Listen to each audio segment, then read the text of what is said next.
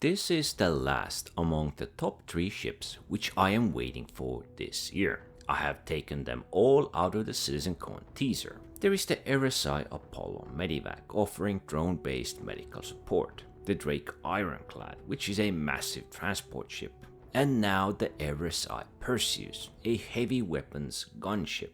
This Perseus, the magnificent monstrosity, tries to intimidate many of the bigger ships in game. Not because it is extremely weaponized, but rather offering such firepower with a skeleton crew of 3 players. The ship relies on 2 gun turrets with the 2 size 7 weapons attached to each of them. It only needs 2 gunners and a pilot to maximize the damage output and control of this ship.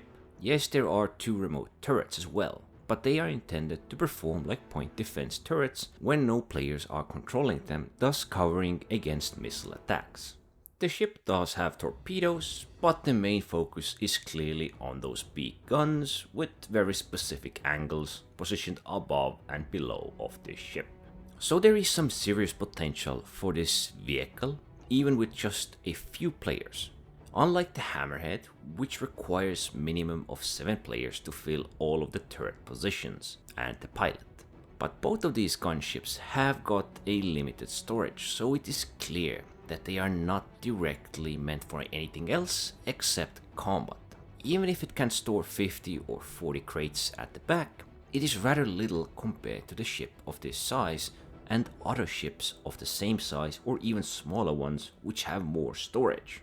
Just like many of the combat fighters, this gunship really has one main focus, and that is to fight. Perseus can be a great offensive ship to be used against larger hostiles and spearhead your way through their lines, while we can also presume it is a perfect patrol or defense ship covering the sector or supporting traveling transport ships like the Hull C. Clearly it means business, but alone it might not be enough. As large ships are slow and sluggish, it is safer to have more than just one of these gunships protecting you. Additional fighters or extra small gunships could send a bit clearer message. Or perhaps it could also be a perfect raiding platform to take care of any defenses or ships trying to counter it.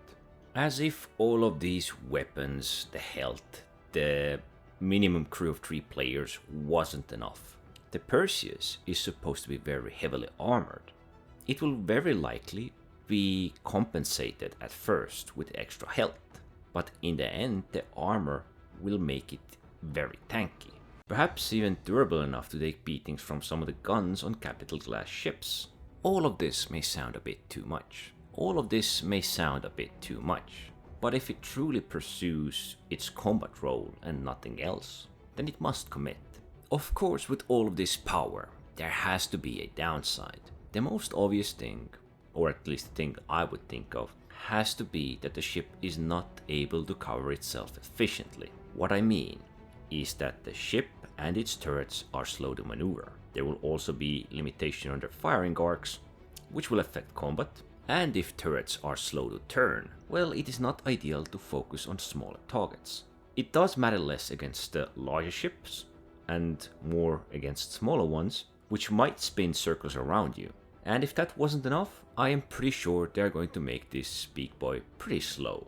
As it has been stated several times, it is very well armored and armed gunship. The RSI Perseus is clearly one of the gunships which players have been waiting for years. And finally this year there is pretty good chance of getting it released before 2026. Think of this ship this way. You need at least 2 players on some of the heavy fighters like the RSI Scorpius or the Anvil Hurricane. But with this you need 3 players, and the ship can possibly hit as hard as 4 RS Ions.